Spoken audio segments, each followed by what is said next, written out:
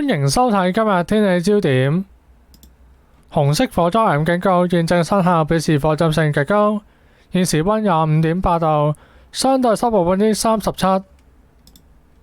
廣東地區天色大致良好，同時受乾燥嘅大陸氣流及沙塵天氣影響，廣東部分地區能見度較低。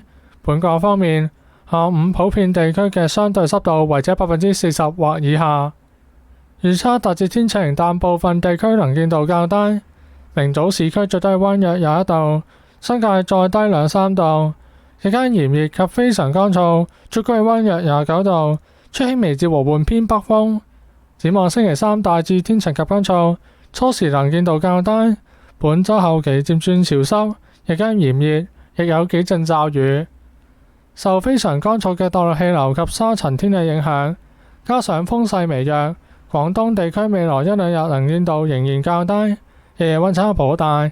預料一股偏南氣流會喺隨後2-3日逐漸影響沿岸地區，該區天氣較為潮濕。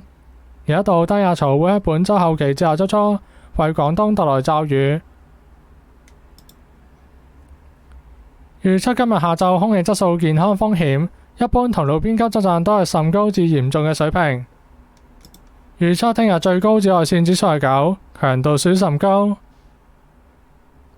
今次嘅天氣講到呢度，多謝收睇，拜拜。